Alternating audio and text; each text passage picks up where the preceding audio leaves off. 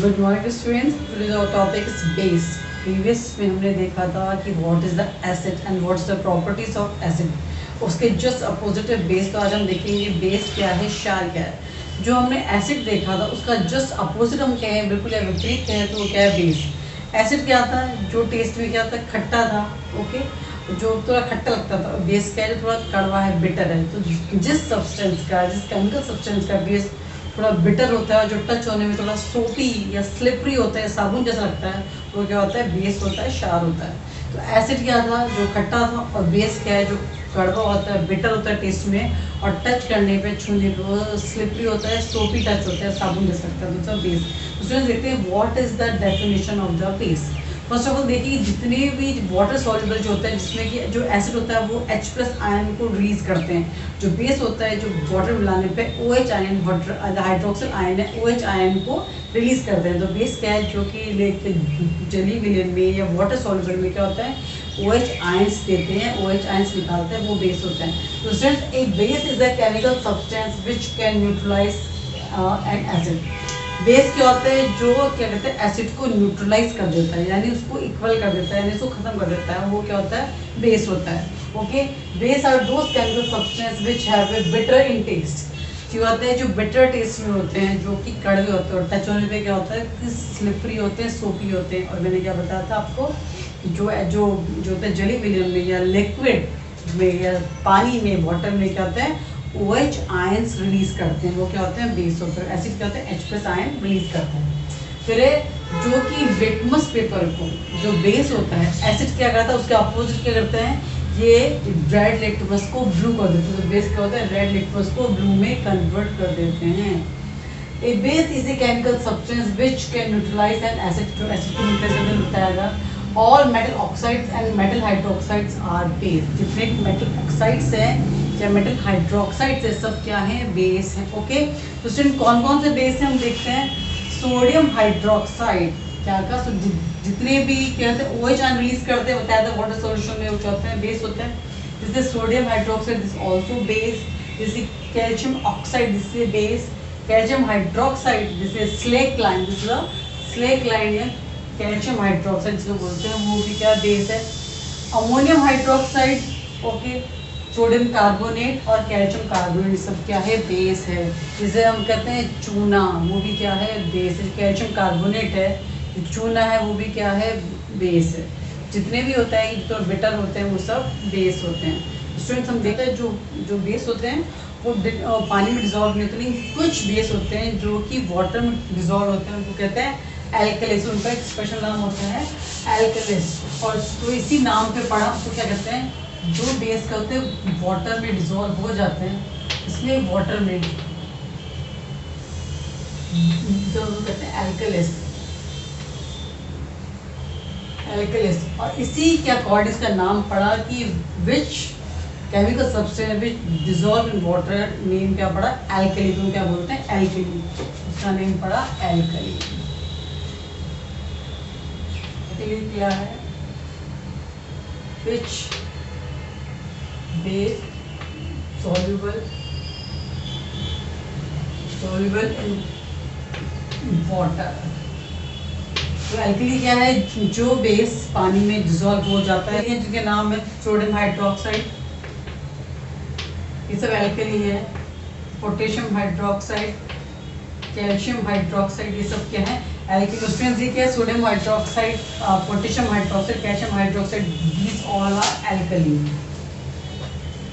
ये सब एल्कली, यानी ये सब क्या, वाटर सोल्यूबल। तो चलिए ध्यान रखिएगा कि वाटर सोल्यूबल बेस से बेस बेटर होता है रादर देन जो सोल्यूबल नहीं है, अनसोल्यूबल बेस से बेटर होता है वाटर सोल्यूबल।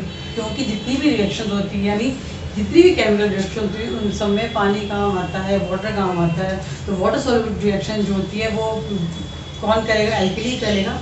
तो जो जो वाटर सोल्यूबल रिएक्शंस होती हैं, जो एल्कली होते हैं, वो ज़्यादा इंपॉर्टेंट रोल प्ले करते हैं केमिस्ट्री लैब में, जो इक्वेशंस में, रादर देन इनसॉल्युबल बेस।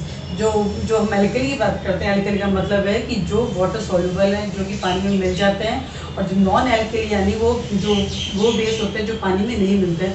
तो ये एल्कली होते ही ज़्यादा इंपॉर्टेंट है, ज़्यादा यूजफुल है रादर देन बेस के जो कि वाटर सोल्यूबल नहीं होता। एल्कली जो होते हैं ये बेस ही होते हैं, लेकिन ये कौन से बेस होते हैं जो कि वाटर सोल्यूबल होते हैं। तो what difference between base and alkali? Both are same, both are base, बस डिफरेंस है कि जो बेस होते हैं वाटर सोल्यूबल नहीं होते, लेकिन जो एल्कली होते हैं वो वाटर सोल्यूबल होते हैं। जो वाटर सोल्यूबल बेस होते हैं उनको एल्कली, फिर जो बेस होते हैं जो वाटर सोल्यूबल होते हैं वो क्या कहते हैं? हाइड्रोक्साइड आयन रिलीज करते हैं। तो वो जो क्या करते हैं वो क्या रिलीज करते हैं? Hydroxide ion. कौन से? हाइड्रोक्साइड आयन रिलीज करते हैं। तो क्या होता है? हाइड्रोक्साइड आयन करते हैं, क्योंकि तो क्या होता है जो बेस होते हैं, जो वाटर बेस्ड होते हैं, जो एल्कली होते हैं, वो क्या करते हैं जब वो रिएक्शन होती है तो क्या करते हैं? हाइड्रोक्साइड आयन रिलीज करते हैं। जितनी भी रिएक्शन होगी जिसमें कि बेस का रिएक्शन होगा उसमें क्या होगा? एंड प्रोडक्ट क्या बनेगा? हाइड्रोक्साइड आयन बनेगा। हमने देखा था उसमें जो एसिड होता है उसमें हाइड्रोजन आयन रिलीज होते हैं। क्या है? Sodium hydroxide. तो इसमें वाटर में जब रिएक्शन होती है क्या? वाटर, क्योंकि हम एल्कली की बात कर रहे हैं, वाटर डिजॉल्व जो है उसकी बात करें तो क्या बनेगा? सोडियम आयन बनेगा और हाइड्रोक्साइड आयन रिलीज होगा।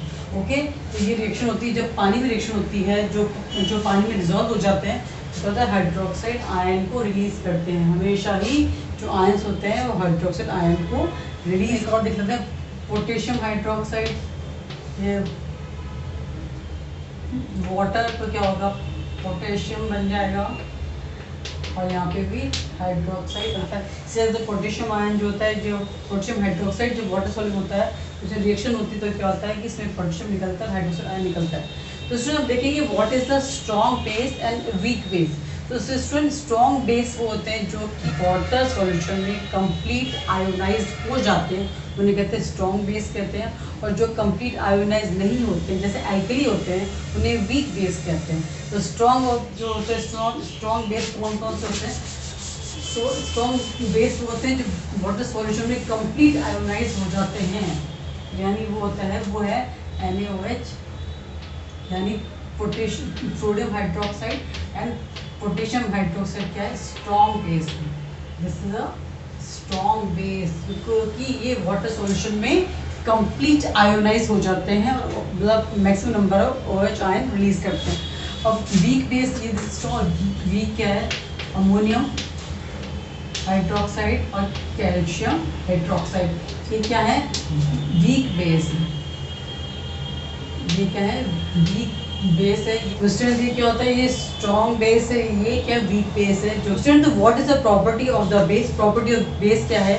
फर्स्ट ऑफ ऑल ये क्या होता है? टेस्ट में बेटर होते हैं और टच में सोटी होते हैं, साबुन जैसे लगते हैं। ये रेड लिटमस को ब्लू कर देते हैं। ओके, और ये क्या होता है? ये इलेक्ट्रिसिटी के कंडक्टर होते हैं। कुछ बेस मेटल से रिएक्ट करते हैं और कुछ बेस मेटल से रिएक्ट नहीं करते हैं। सारे जो उसमें देखा थे एसिड तो सारे मेटल रिएक्ट कर रहे थे, लेकिन यहाँ पे क्या होता है? बेस होता है, कुछ बेस मेटल से रिएक्ट करते हैं और कुछ बेस मेटल से रिएक्ट नहीं करते। ओके, तो student this is a base. तो हमने पहले देखा था एसिड, ये है बेस। Thanks for watching.